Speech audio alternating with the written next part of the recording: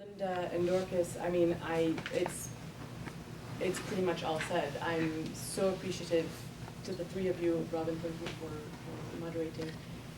It's so heartfelt and it's so humbling to be amongst people and to hear you all speaking about your work. As a Palestinian, I genuinely thank you because you don't have to do this. And so it does make a difference. It really does. And Chantal, as we say, we didn't choose to be Palestinian. We're just lucky that way. We just got So no matter where we're born, we're just lucky to be Palestinian. Of course, let me start by saying thank you to Anjapi, Mariana. Thank you for inviting me personally and for organizing this event. Thank you. I do want to say thank you to Wendy and Beth from United Church of Canada for genuinely being there for me and facilitating my travel and essentially, almost literally holding my hand through most of it. So, and also thank you to all of you for being here. It is, as has been said, beyond important that you're here. And this is such an important step for you to absorb the information, and we really hope you take the next step. This is just the first one of many. Palestinians have been doing this for 74 years plus, and we will not stop. So we ask you to join us as Chantal has.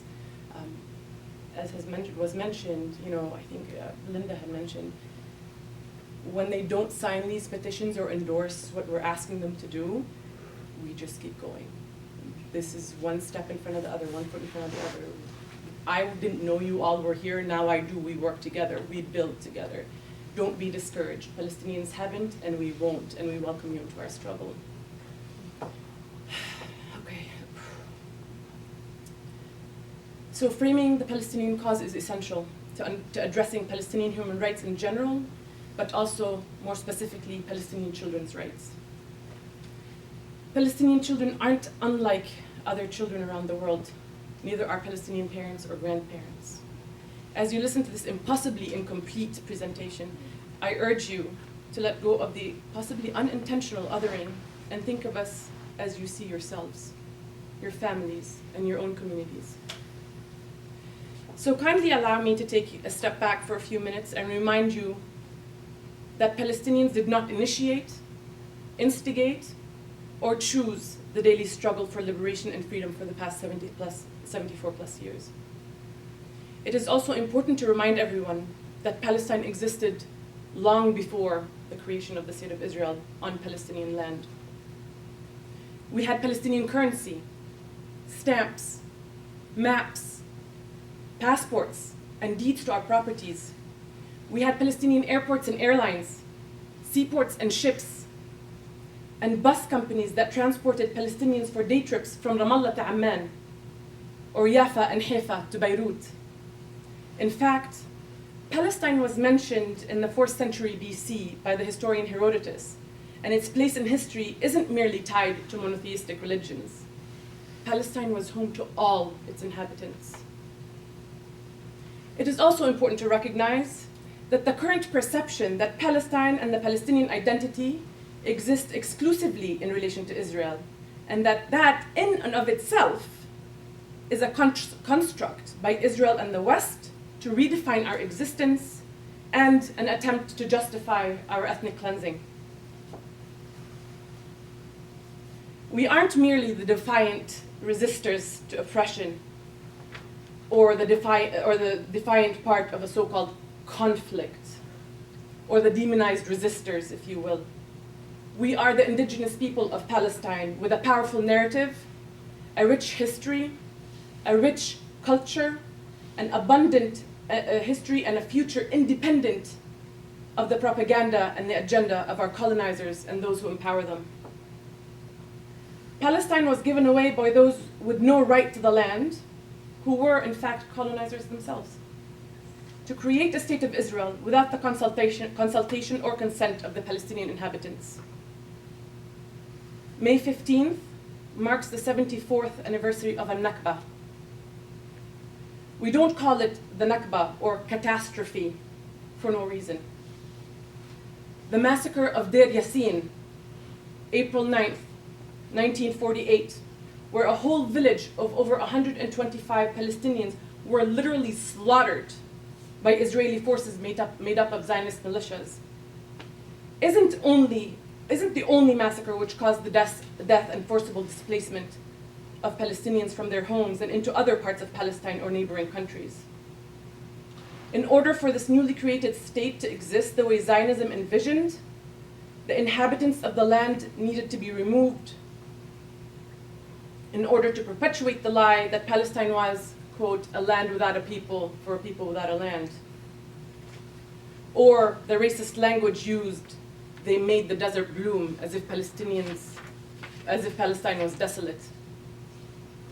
Thus, the implementation of the displacement replacement paradigm, the long-term ethnic cleansing, occupation and settler colonialism of Palestine. The Tantura massacre, where a mass grave was recently discovered, occurred on May 23rd, 1948. The Jenin massacre, April 2002, and the massacres in Gaza, 2008, 2012, 2014, May 2021, and more, so many more. We mark and remember yearly. The mass murder of Palestinians, however, isn't exclusive to historic Palestine. Israeli forces target already disenfranchised Palestinian refugees, like the massacres in Sabra and Shatila, in Palestinian refugee camps in Lebanon in the early 80s. And that's in order to prevent the people from demanding their right of return, according to international law. But it's not just the mass eradication of our children, men and women. It is also the targeted assassinations of Palestinian political leaders, journalists, authors, and artists. It's the criminalization of our civil society and human rights organizations. It's any exposure or celebration of our culture internationally is prevented, attacked, or otherwise appropriated and stolen. It is the burning and the theft of our libraries and our ancient artifacts. It is the complete destruction of over 400 Palestinian villages and towns. All of this, all of what I just mentioned, has been utilized since the inception of the State of Israel as a means of censorship, repression, domination, and ethnic cleansing. Palestinians whose families were massacred and others who were made refugees upon the creation of the State of Israel are still alive today and tell first-hand gut-wrenching stories of the horrors they saw and experienced. What I've just relayed isn't ancient history. Israel is younger than my mother and her generation. Think about that. Oppression for us is contiguous. There hasn't been a single generation since the establishment of the State of Israel that has not experienced daily and severe human rights abuses at the hand of the settler colonial state. And on multiple fronts, the trauma of daily life under occupation and apartheid and the loss of family and land is generational. The struggle for freedom and for our rights is inherited and unavoidable. The anger and frustration is understandable and underrated. The trauma is compounded, multiplied, and layered. No Palestinian is spared, whether on the ground in Palestine or anywhere else in the world, and that is by design. Just to dispel a quick myth, and to put some perspective in this before I go into the childhood aspect, or specifically. This isn't a Muslim versus Jew, as it has been conveniently labeled. Just as a small example, Palestinian Christians, with the help of Palestinian Muslims, have protected Christian holy sites and upheld ancient traditions for centuries. In Jerusalem, in Bethlehem, in Nazareth, and elsewhere in historic Palestine. The oppression of the Israeli occupation doesn't discriminate between Palestinian, Christian, and Palestinian Muslim. And neither do Palestinians. We are all Palestinians, subjected to the same oppression, resisting the same brutality, facing the same attacks on our holy sites, and sharing the same tears at the loss of life and land. They want you to think it's complicated, but it's not. They want you to believe it's controversial, but it's not. This is about what is right and wrong. This is about integrity and principles. This is about centering life and humanity. We Palestinians will never stop our struggle for freedom and liberation. And while solidarity with us, or with a just cause, isn't always easy, I can assure you it is always glorious.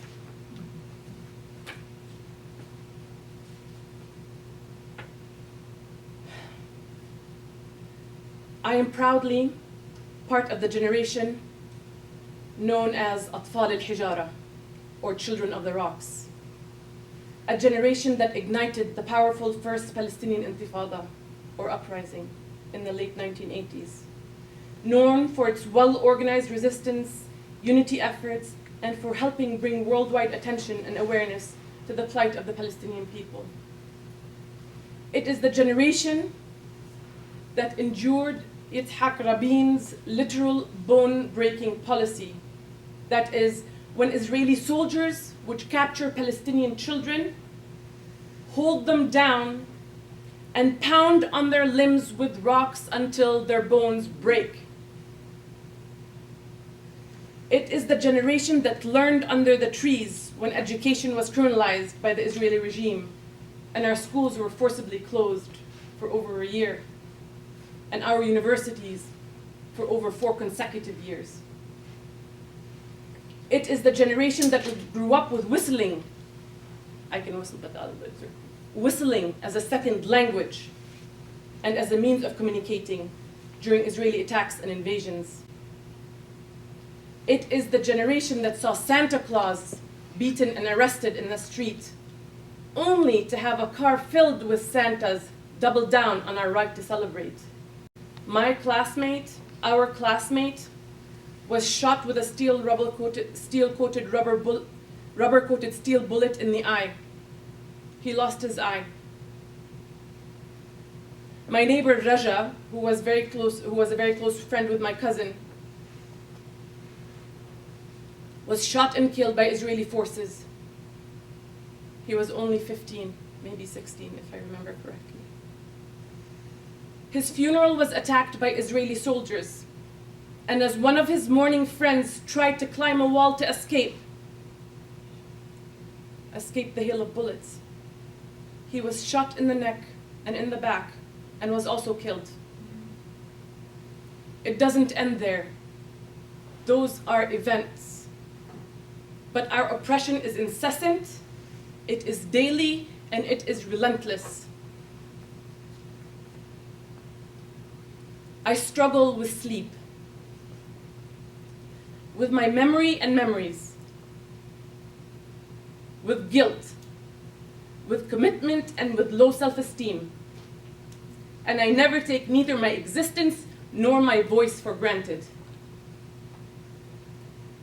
But I recognize and want to emphasize that I speak from a place of privilege. My family never lacked food or water. None of my family members were shot or killed.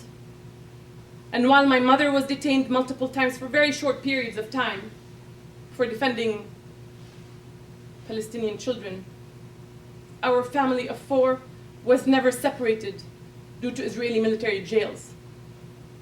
We had and have everything we need and don't need. It has always been difficult for me to speak about Palestinian children. I must confess that when I accepted the position at Defense for Children International Palestine, DCIP, I did it not just to help educate the world about the injustice through this extremely important organization, but selfishly, it was a means to help heal what I now realize is survivor's guilt and continuous trauma. It was to advocate for those who are no longer able and those who still remain silenced by justified fear or ailment. I carry that amana, that treasure of voices and narratives to be delivered and shared. As you know, childhood is anything but stagnant. Since birth, every age and stage in development absorbs its environment, processes its surroundings.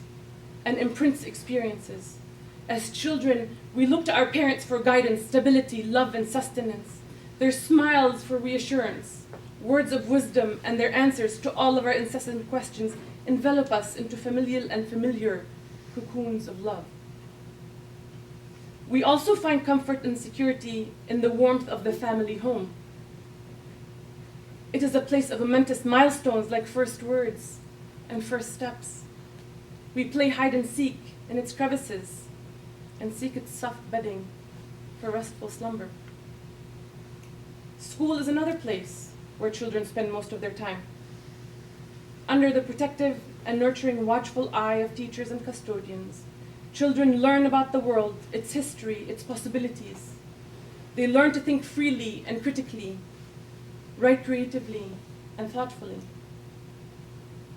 But since birth, Palestinian children are a direct target for a sustained and relentless system of torment, abuse, and fear.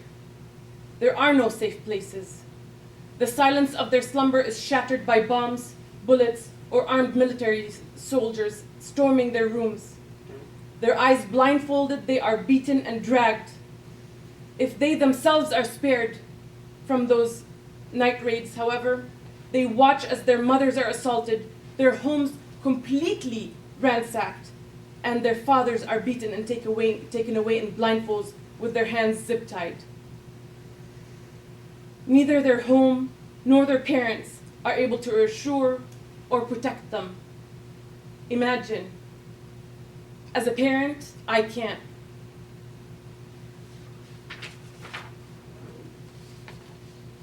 But children are resilient in truly a heroic way, and a semblance of normalcy continues for these children. And this is current, by the way. And no exception. So they gather their school books that are now strewn all over across their home after being ransacked. They have a quick bite to eat that their mother had pleasantly prepared, and they walk to school. They greet their friends with sleepy eyes, knowing that their experience is not an exception, especially with schoolmates whose parents had been martyred and others whose family members are political prisoners.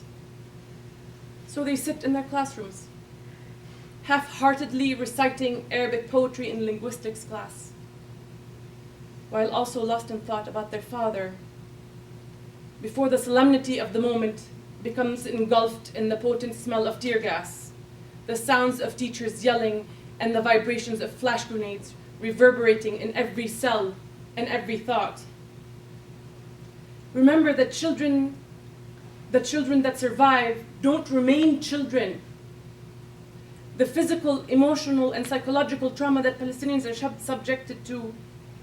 children are subjected to, doesn't end at 18, this construct. While here we talk about PTSD, post-traumatic stress disorder, Palestinian mental health specialists will tell you, however, there is no PTSD in Palestine and for Palestinians, because there is never a post-trauma. Palestinian parents raise and care for their children within the literal and figurative brutal confines of settler colonialism and ethnic cleansing. The constant reminders of dehumanization and palpable mortality, however, are no match for children's instinct for being children. Playing rumeda, or hide and seek, or ali watwat, or ali wati as we say, lava is known here, or soccer in the fields or in the street. And the sound of laughter and innocence breaks the occupation and its constructs. They shatter the barriers and walls and reach beyond oppression and into the beauty and wonder and unabashed joy. They do ask why, but they still dare to dream. And so, the Israelis criminalize Palestinian organizations that's there to expose this brutality. Just this past December, DCIP, along with 5 other human rights and civil society organizations, were designated as terrorist organizations by the Israeli regime and have not provided any evidence to suggest as to why. But let me tell you why Israel is terrified of DCIP.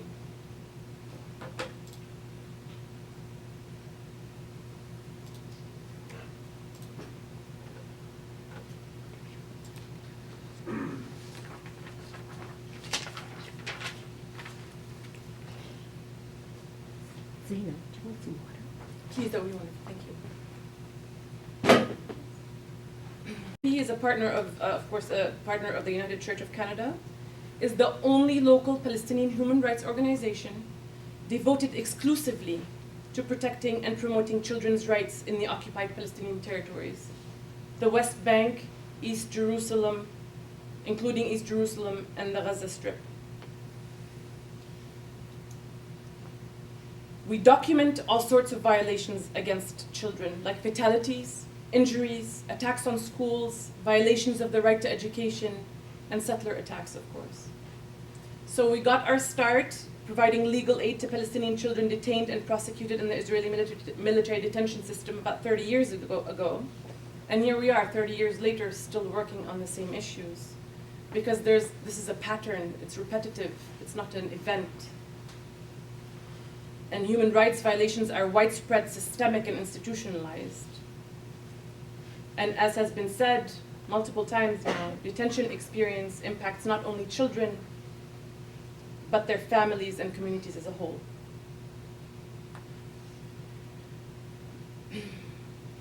So, attacks on civil society documentation and all these attacks on civil society and DCIP in particular are to silence us, to criminalize us. Like Chantal was saying, I also don't know if I'll be able to go back home. But it's a choice we make because that is what they want us to do. They want us to say we will not work on this issue. But we do, and we will. They can't silence all of us. They really can't. So the legal framework. There are two separate and unequal legal systems in the West Bank. Palestinians have military law and are subjected to Israeli military law. And Israeli civilians living in settlements in the West Bank, or Israeli settlers living in the West Bank, are subjected to Israeli civilian law.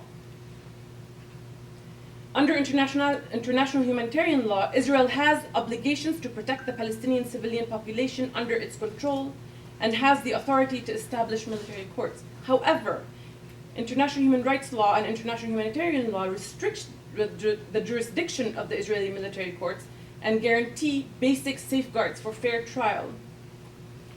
International human rights law and international humanitarian law states that individuals should be presumed innocent, should not be compelled to testify against themselves or confess, should be informed promptly and in detail of charges against them in a language they can understand. Trying civilians in military courts should be exceptional or as an exception, but Israel automatically and systemically prosecutes and convicts and imprisons Palestinian children.